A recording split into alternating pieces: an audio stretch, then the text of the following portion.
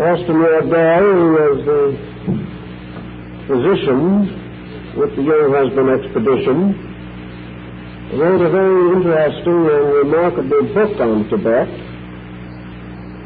But he also wrote not as a scholar in esoteric matters, but as an excellent recorder of such facts as he could put together from native records and accounts.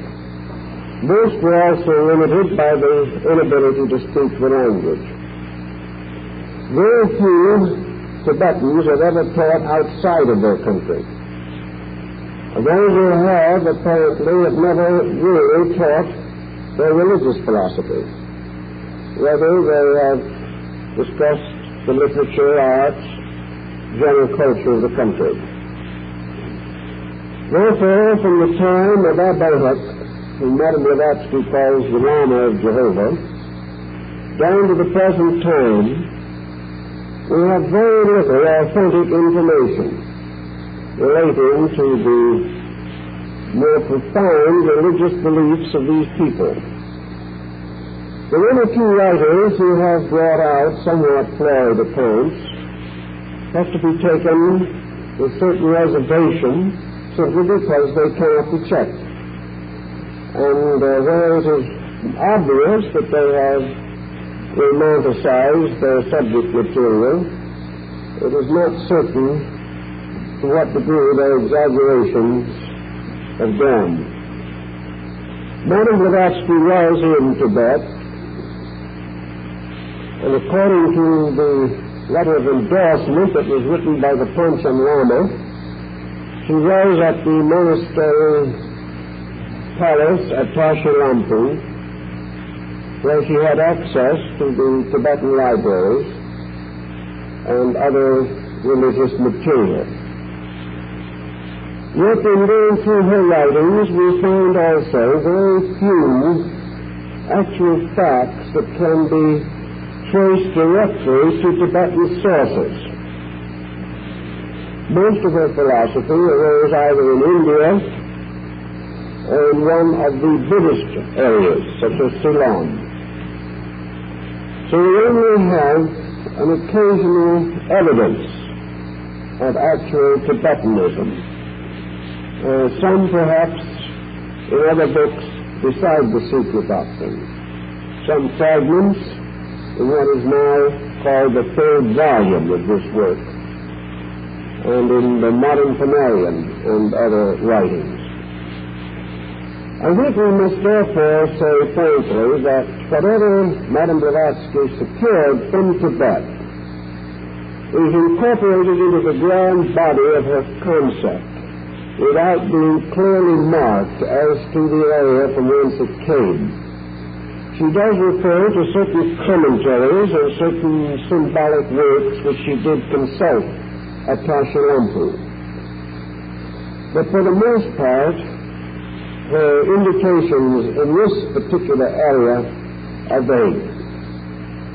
So for our purposes, I think the best thing to do is to summarize so far as we can what is generally known about Tibetan metaphysics and the general condition of the country prior to the entry of Communist China.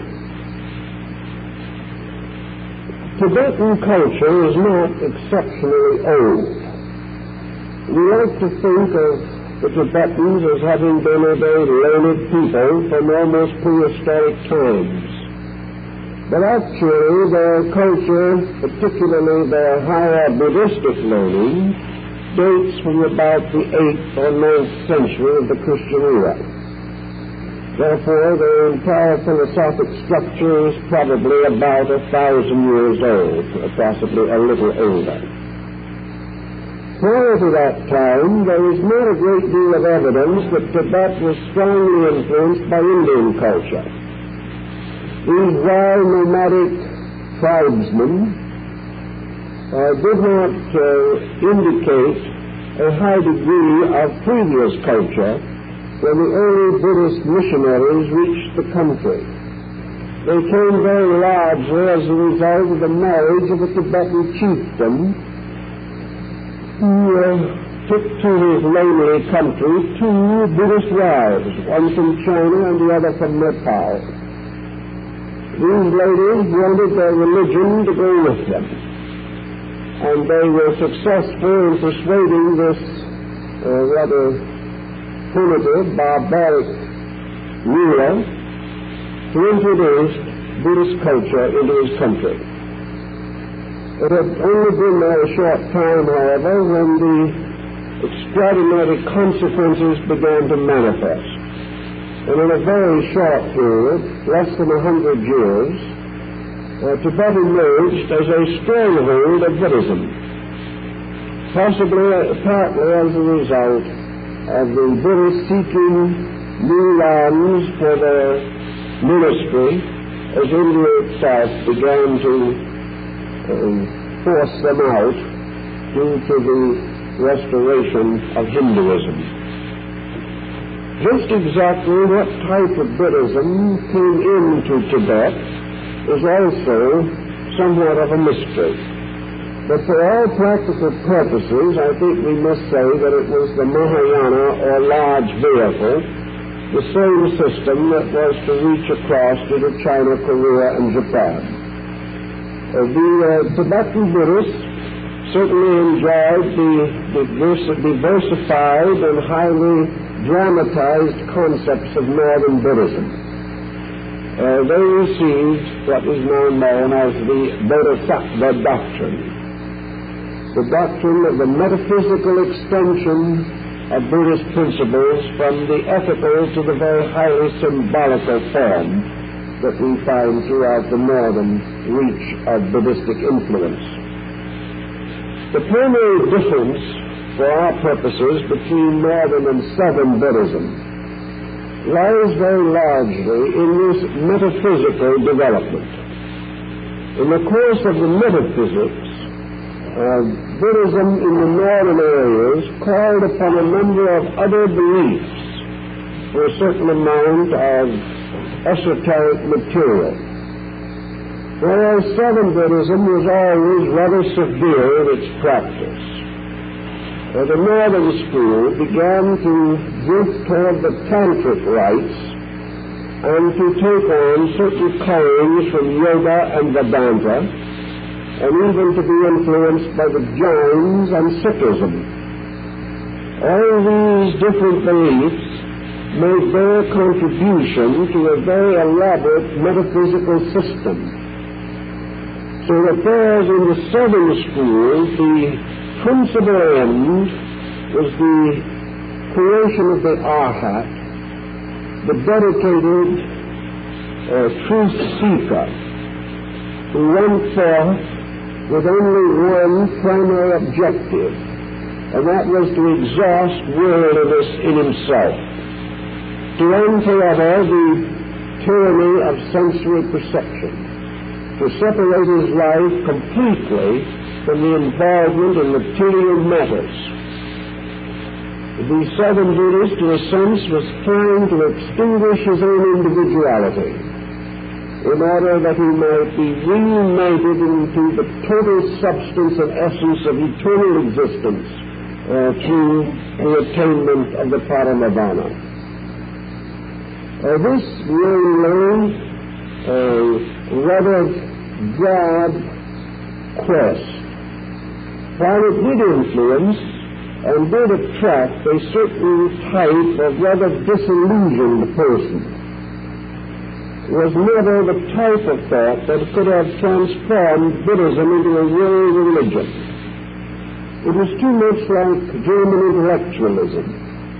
And in that we find, of course, that today the principal exponents in Europe of the southern school of Buddhism are the Central European people, the intellectuals, who feel that emancipation from all believing is a step in the right direction.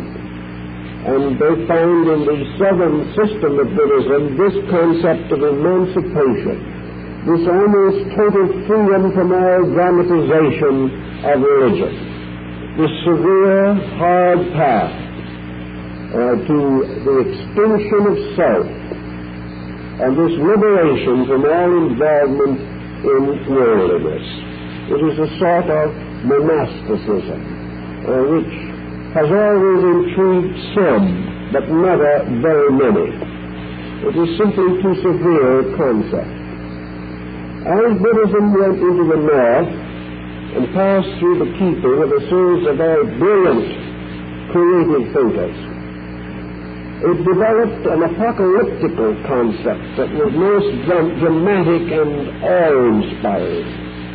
It unfolded into a vast psycho-theological structure, a cosmotheism, as it has been called, a structure in which the entire universe is brought into focus, and the path of human growth takes on much of the coloring of yoga and much of the exploring tendency that we have wherever transcendentalism takes a strong hold on human nature.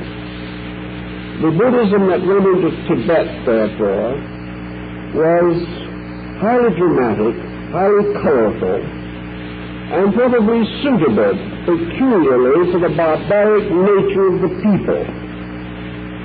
Instead of demanding the complete renunciation of the previous religion of the country, Northern Buddhism immediately adopted into its own pantheon the mysterious beings, spirits, nature creatures of the Bon religion, which was the indigenous faith of Tibet, doing almost the same in this region that it did in Japan, that it quietly and systematically absorbed Shintoism.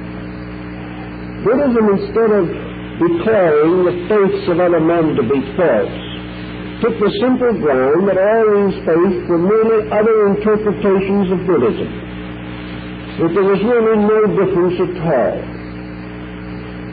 Then it became obvious to the king of Tibet that this new faith was going to be of the greatest value to him in the integration of his own country and the advancement of his people to a more highly civilized state.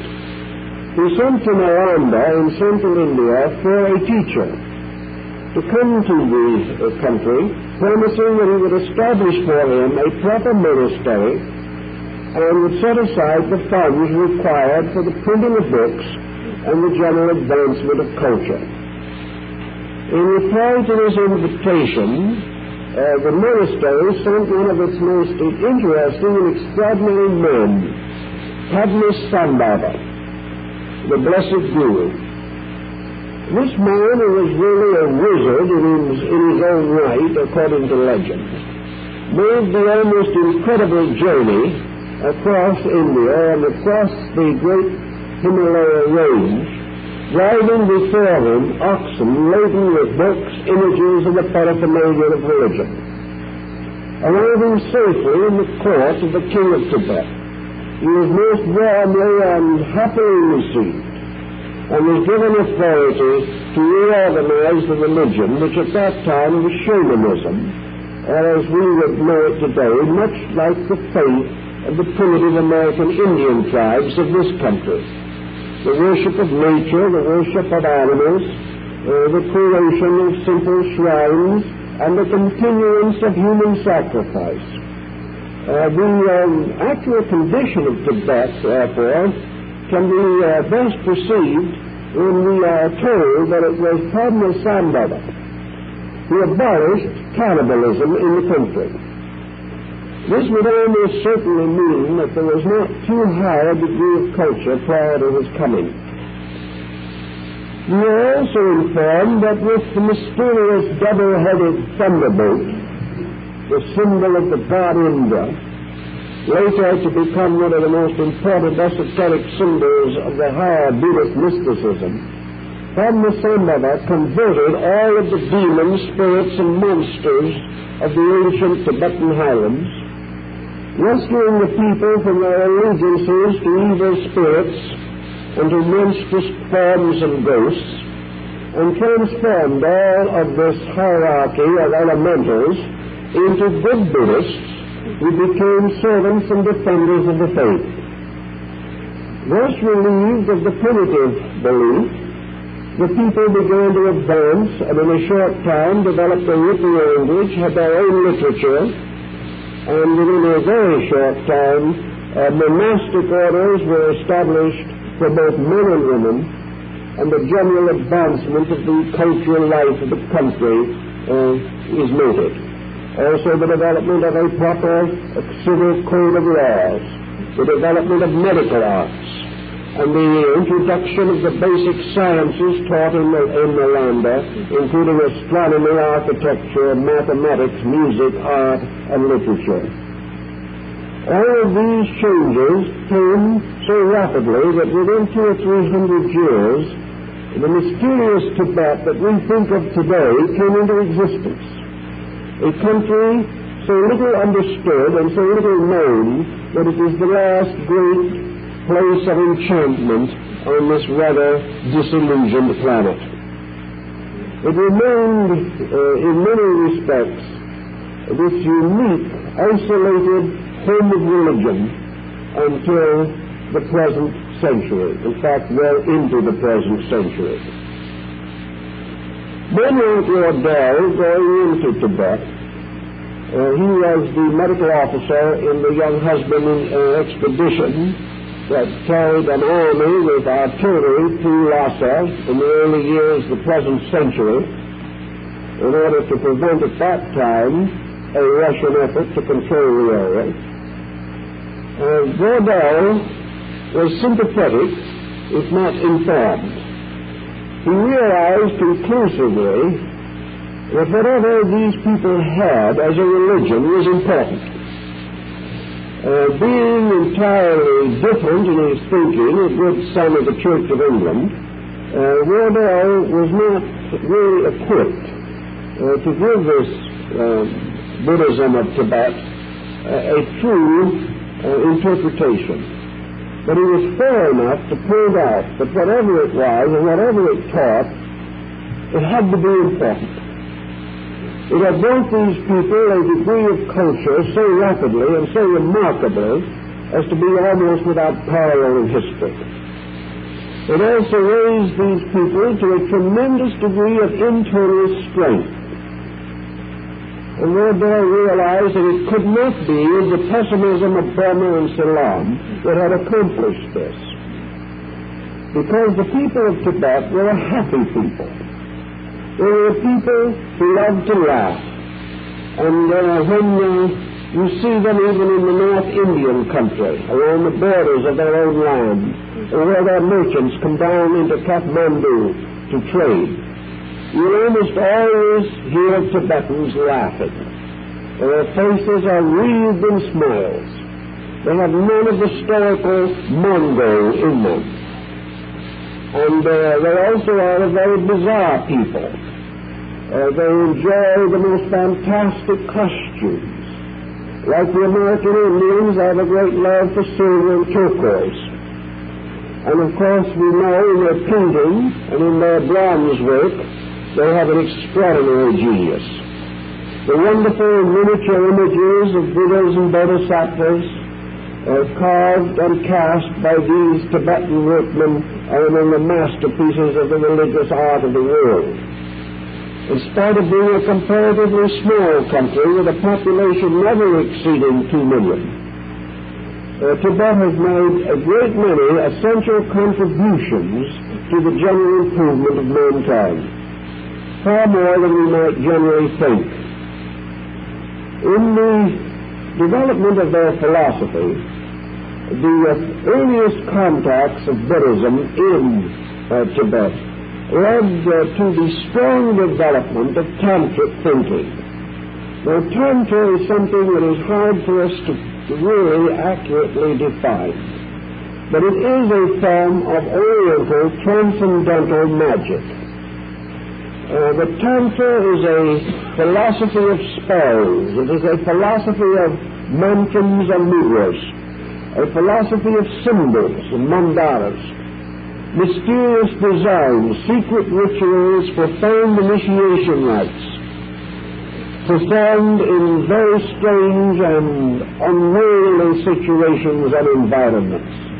The only great temple of Tantric Buddhism outside of Tibet at the time of our day was the Lama Temple in Peking, which also had the honor of being the residence of the only reincarnate Buddha outside of Tibet at the time of the freedom of China, before the present Communistic Party took over. The Lama Temple in Peking must therefore be regarded as a more or less normal example of Tantric symbolism. It was a perfect riot of incredible imagery. I went through the temple many years ago, and there was scarcely a square inch of wall or ceiling that was not adorned with friezes of dancing images, strange multi-armed and multi-headed creatures. There were hundreds of niches draped and curtained around the walls of corridors, in which scenes from the other world were represented in miniature figures of bronze and gold and silver, grotesquely painted and designed.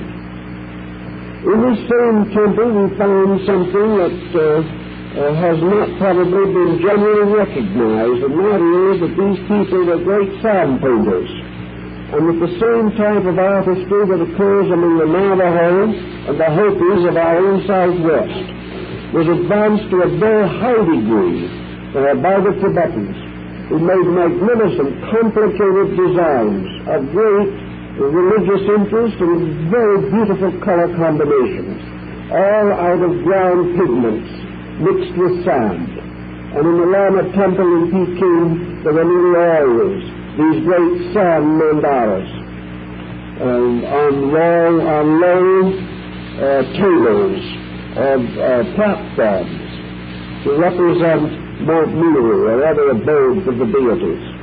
Over this great Tibetan sanctuary in Peking rose the tower which housed the colossal image of the Buddha Maitreya, the Lord to come, a figure over 70 feet in height, carved from a cedar tree.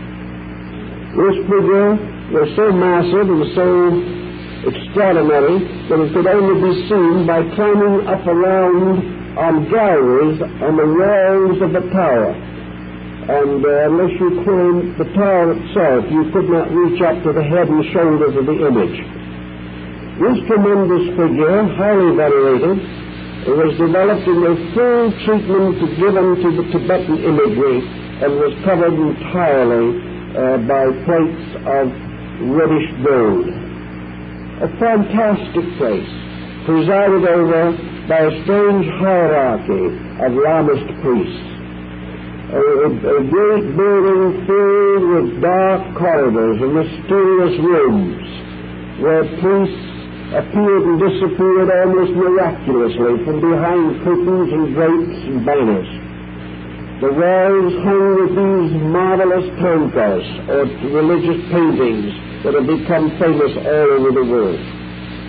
In these sanctuaries, the secret rituals of the faith were conducted. The initiation rites, the ordination of priests, and in the Lamist temples in Peking, Darjeeling, and in parts of Nepal and Bhutan, and some parts of China also. The old faiths of the mountain people mingled with the cults of India until it seemed that you were in the same kind of atmosphere as in the great carved pagodas, towers, and structures of India, as for example at the great temples at Madura or Madras. There again was riot of imagery, this incredible depiction of figures, these dancing friezes of human beings, animals, birds, everything you can imagine. A pageantry entirely different from the arts of almost any other people. A pageantry so involved and so grotesque that it offended even the Chinese. It was never popular in Korea, and when the esoteric Buddhist sects reached Japan, the entire extravagance of the art was reduced to the comparative simplicity that we know today. But in Tibet it all lingered and remained. Overlooking the great Potala at Lhasa, the abode of the Dalai Lama, was another hill climbed on the top by a great university, the University of Tsongkhapa. The original Tantra of Tibet, with its wild and riotous combinations of symbols, soon seemed to be excessive even to the Tibetan mind. And there arose in the country itself a reformer, who has been described as the Luther of Tibet, Tsongkhapa. This man was evidently a very devout and very sincere person, opposed spiritually and ethically to the extravagances of the previous faith, and he set himself the task of purifying the religion that had come centuries before from India. So successful was he that he overthrew the power and dynasty of the Black Hat Lamas and established an entirely new order of Buddhism in Tibet. It was a very much more simple, orderly, quiet, scholarly approach to the mysteries of religion. And in honor of his scholarship and in honor of his contribution, the great center of spiritual culture in Tibet was named for him and dedicated to his memory. And in the midst of it is his tomb. The story of Tsongkhapa and what he had to contribute to our situation may be somewhat worth summarizing, although there is no real reason to go into the details of it.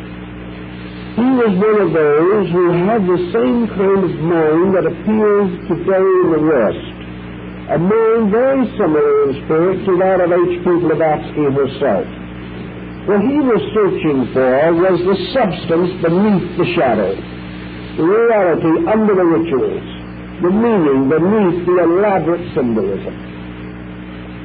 He believed fully and completely that from Nalanda had come a great esoteric religious revelation, but that gradually this revelation had been obscured because the local clergy in Tibet simply lacked the understanding, the insight to perpetuate the more subtle phases of the doctrine. They had never really attained it themselves, and gradually they had developed what might be termed an orthodoxy. They had simply taken on the outer form of it, they venerated it, they worshipped it, they held the scriptures in the greatest reverence, but they never understood them. So Tsongkhapa wanted to try to restate the essential principles of esoteric Lamaism. Now, as far as is known, there is no text in existence in the Western world that really, actually reveals this esoteric structure. Probably the work that was done by the late Dr. Evans Wentz was as good as is now obtainable. He gained it very largely through cooperation with the Lama Sandhu and others. But at the same time, he is not in a position, or was not in a position, to delve into the deeper phases of Tibetan thought. It is a way that has been left to us because really no one cared, and now the situation is in such poor condition that there is some question as to whether it can ever be restored. There is, however, some discussion now that Tibetans in exile may attempt to put together the story of their culture in some way that will be available to generations to come, that we may be able to restore what we can of the ancient way.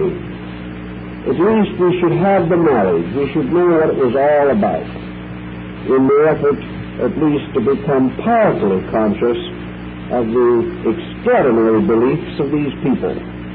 It is strange that a comparatively small group, a minority sect in any sense of the word, should have developed so complete and extraordinary a system of culture.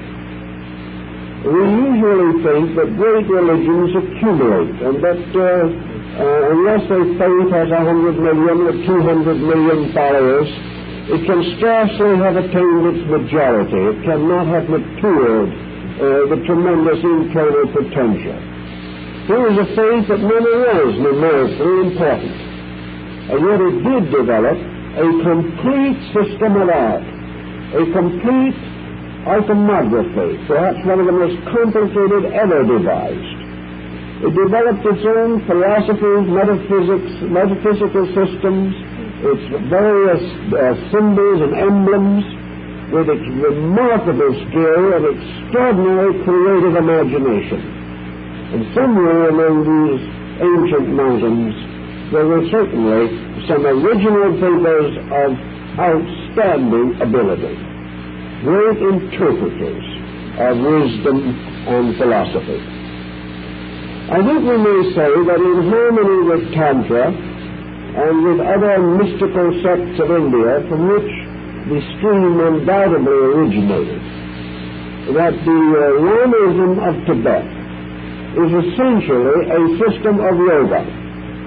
In other words, that it is very largely based upon secret disciplines for the development of the spiritual centers in human bodies and in the consciousness of man.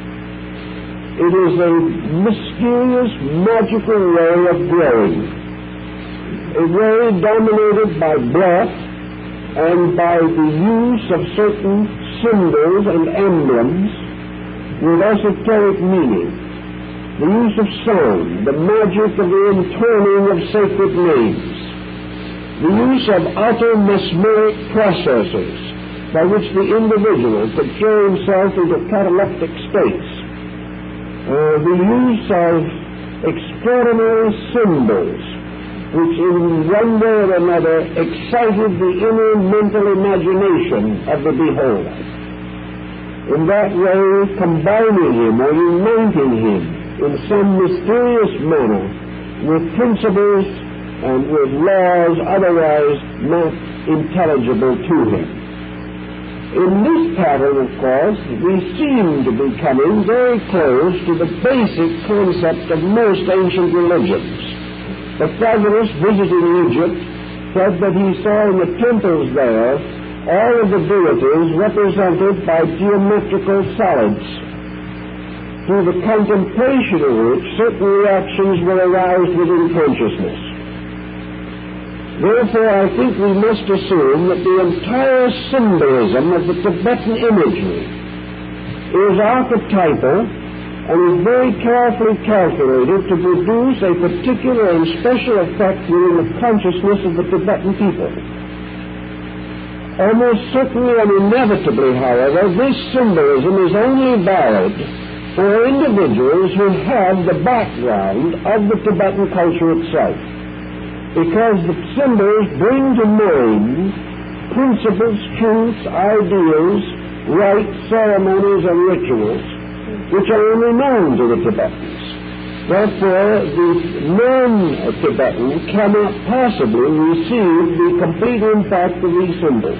He may be bewildered by them, astonished by them, and experience certain metaphysical extensions through them. But their true meaning is for those who have been brought up in the philosophy, who have studied it all their lives and are fully aware of its deepest meanings. Tsongkhapa, for example, certainly gave to the people a wonderful system of medicine. He was a scientist of skill. He taught not only physical therapies as we know them, but all kinds of magical and magnetic forms of healing.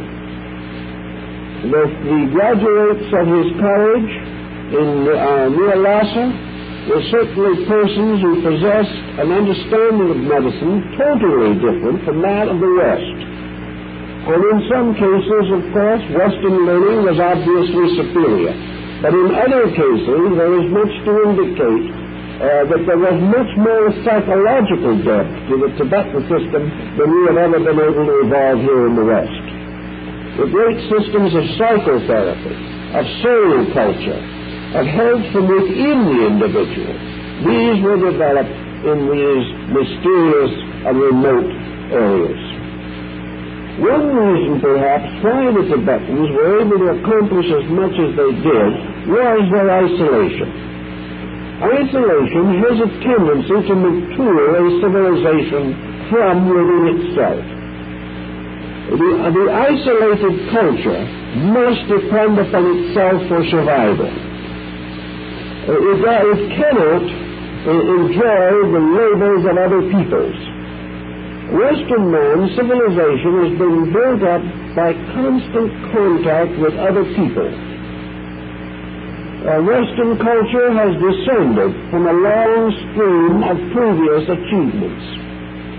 We are benefiting today from Greece and Rome and Egypt and Persia. We are also benefiting at all times from the discoveries of other culture groups of our own period. Thus, we are not able to say with certainty to the degree we are indebted to Germany or Italy or France or England for advancements in all types of learning. Out of such advancements comes the tendency of the individual to depend more and more heavily upon the collective knowledge of his society. Today it seems that almost anything we want to know we can find out by asking someone or reading something. It has all been done. It has all been made available, and progress from here on is largely building upon this polyglot structure that already exists. In Tibet this was not true. And another startling example of where it was not true was in Japan, which was completely isolated for 300 years. And from that isolation developed its own arts, its own cultures, its own metaphysics, its own mysticism, in a way which is quite different from that other culture which is in constant contact with other people. Tibet was, of course, the most perfect example of total isolation among the major cultures of the world. These people lived alone, unknown and untouched, except by boundary peoples such as the Mongols. They had to develop almost every phase of knowledge from within the cultural life of their own people. They had to create both their educators and their education. And they had to perpetuate this among only their own stock. Century after century, therefore, they dug in. They had to answer their own questions. And with the exception of an occasional wanderer who brought a flash of light to them from somewhere, they matured and developed their own complete theory of life. Because it was developed in this way, because in it there was no conflict such as is always present in a confusion of beliefs. These people developed a tremendous penetration, an intensity almost unique in the history of religion. Furthermore, their location not only isolated them, but gave them certain other psychological conditionings. First of all, they lived in a highly mountainous area. They lived in one of the most rugged, magnificent terrains there is in the world. People go from everywhere simply to see that which is the common homeland of these people. Like nearly every group that has lived in a highly mountainous region, lived very close to the immensities of natural surroundings and natural happenings. People who have not been overly wealthy, but have been forced to gather their sustenance from the rugged heights that approach the timberline at all times. And more than this even, people whose respirational system was adapted to an average altitude of from 15 to 18,000 feet. These conditions all affected the lives of the people. It has been observable everywhere that people dwelling in high atmosphere and in high altitudes seem to have a peculiarly sensitive reaction to spiritual matters. They seem to be more pure in their psychic nature than those living in lower altitudes or among congested cultural patterns. In any event, by themselves, a hermit people, a people, the whole group, born, living, and dying in, we might almost say, retreat from the rest of the world. We have this unfolding of a highly meditational way of life. And perhaps no other civilization is so completely archetypal in its thinking. This is where we have great psychological importance. These people thought things through with the equipment that man has received. And they prove conclusively the magnificent job the human being can accomplish in putting the universe in order as far as his own needs are concerned. We find every necessary indication that the human being can perfect from within himself a knowledge sufficient to his every need. And furthermore, that under certain favorable conditions, we can anticipate the knowledge later to be accomplished by much more scientific methods. The Tibetan is a proof that science is not essential to the development of a great creative insight, that the individual is capable of evolving from within himself a magnificently purposed pattern of life.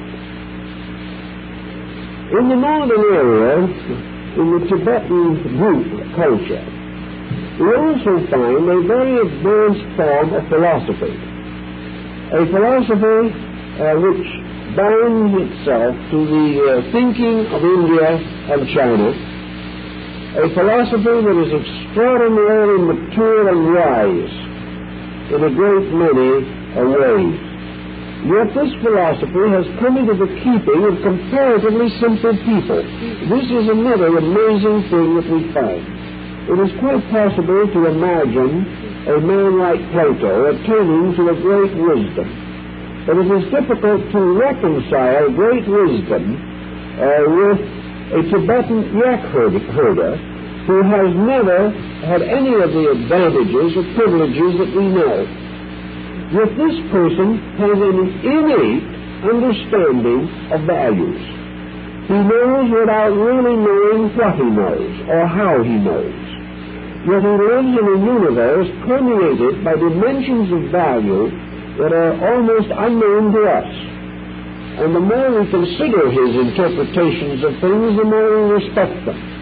We find that he has made a very important and valid contribution. Being by nature essentially a Buddhistic country, it is natural that the Tibetans should also develop their concept of the basic power at the source of life. And in this we find the emergence of the concept of the Adi Buddha.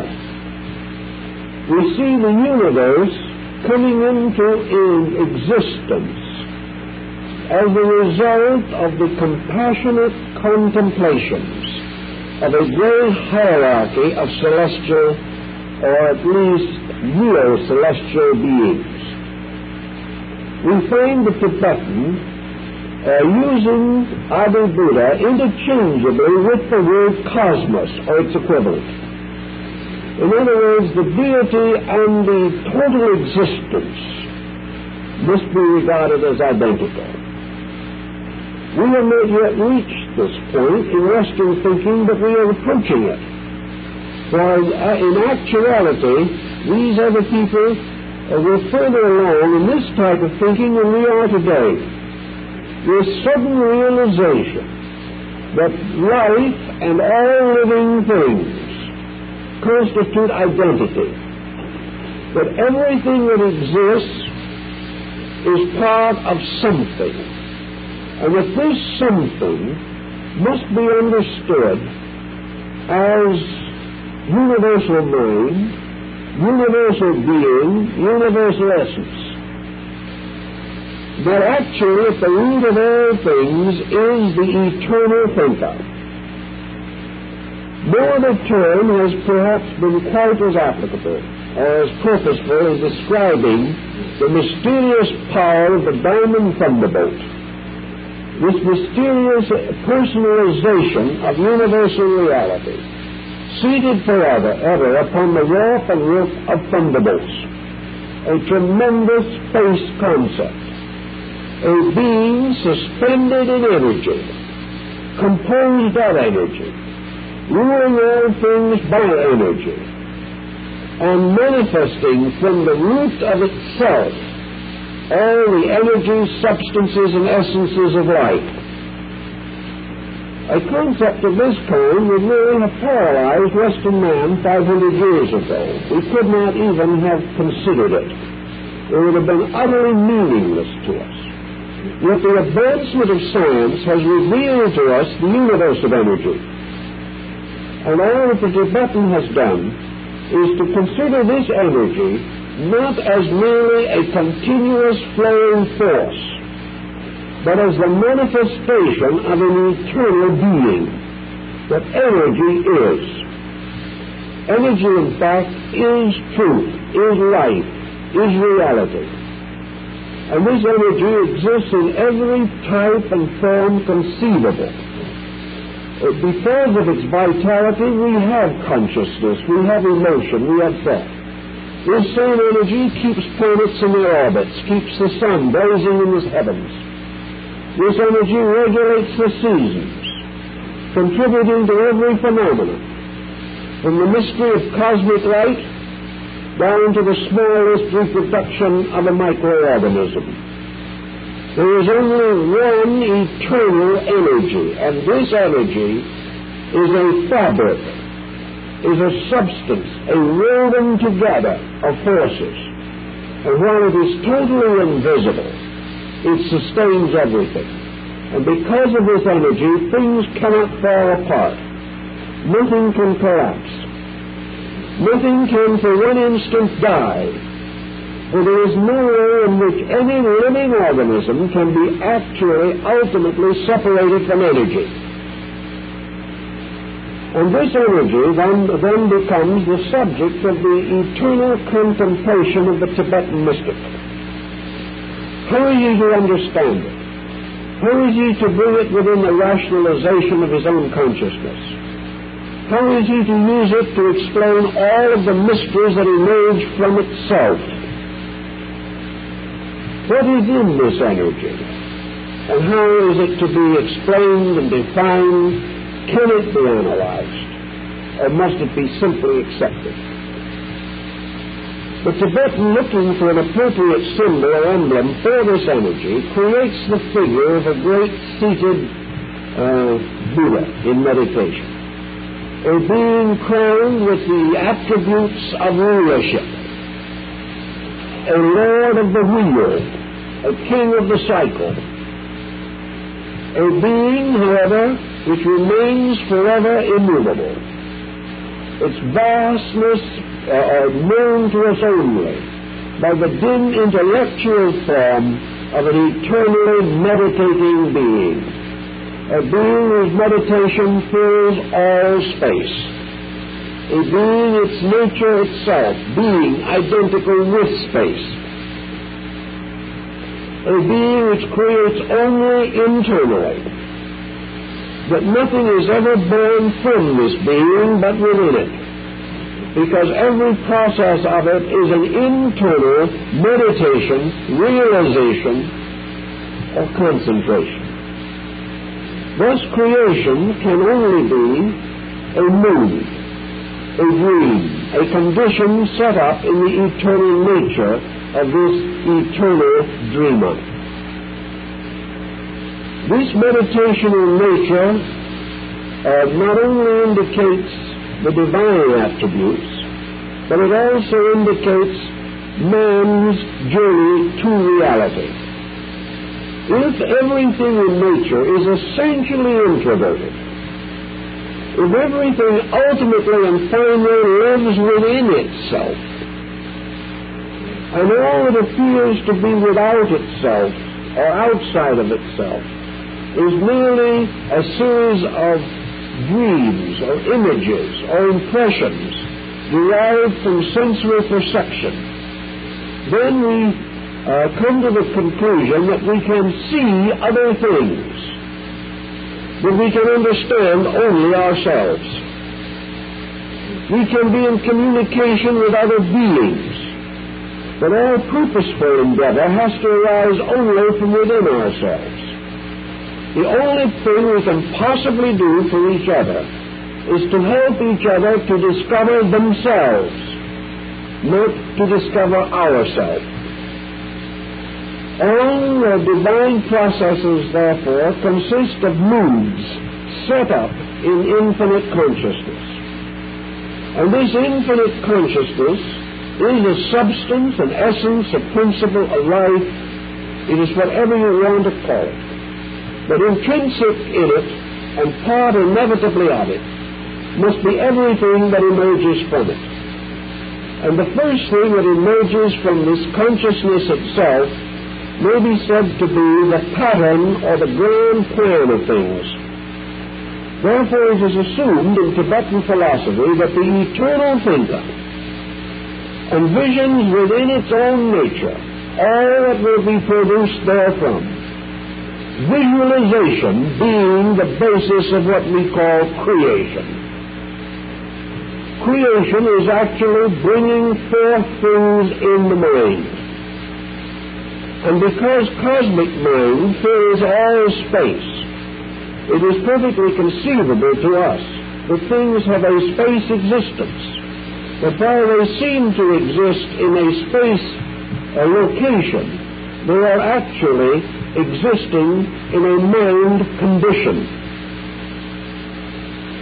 As a result of this type of philosophy, it becomes further obvious, as the ancient tantric system so clearly set forth, that everything that we know is mental magic. Everything that we know is a process of mentation, evolution, growth. All these are finally experiences of cosmic mind, and we understand them, discover them, become adjusted to them simply because we are also cosmic mind. And the great problem that we all face, as Buddha himself pointed out, is to annihilate the distance between individual mind and cosmic mind. Therefore, growth actually represents readjustment with the cosmic intelligence or consciousness itself. Tantra, Yoga, Vedanta, all of these systems are systems of reconciliation or realization, systems which depend for their validity upon their ability to bring the individual back into relationship with the eternal mind, the use of human mind as a bridge to unite the personality of the individual with the universality of truth itself. Now, this is quite a concept for people living in these wild areas with a cultural background that to us appears little more than barbaric. Yet it was essentially the basis of a tremendous inward experience. This experience of the individual creating his own lonely road, so to say, from phenomena to the noumenal state of things, from things as they appear to things as they are, from not being to being, from not essence to essence. This tremendous journey, the journey which alone seemed important, the mysterious science of sciences which alone seemed to hold any solution to the problems of mankind. In this, of course, the Tibetan is quite orthodox in his Buddhism.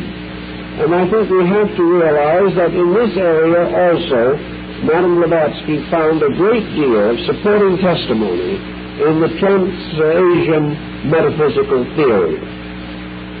We have, for example, in her writings, the clear evidence that she believed in what might be termed a secret doctrine about life.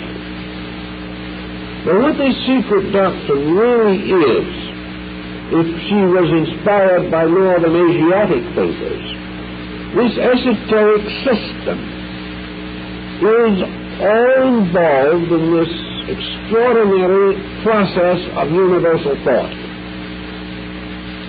Yoga is simply a phase of mind culture by which the individual seeks to rescue the intellect from isolation and restore it to identity with cosmic mind. Almost every type of esoteric culture that we know for the regeneration and improvement of man has to do with this journey inward to the substance of truth itself. So that we have in theosophy, and always have had, this realization that is essentially Buddhistic, namely that the individual must achieve union with reality, yoga, through the gradual liberation of consciousness from bondage to illusion of all kinds, as this illusion exists in the world of generated things. In other words, man, to find reality, must outgrow that which is not real in every aspect and phase of his being. He must realize, as the Eastern thinker has always realized, that the total reality which he seeks is not to be found in phenomenal existence or its relationships. It is not to be found in the world of seeming, in the world of things interpreted by our own objective faculties.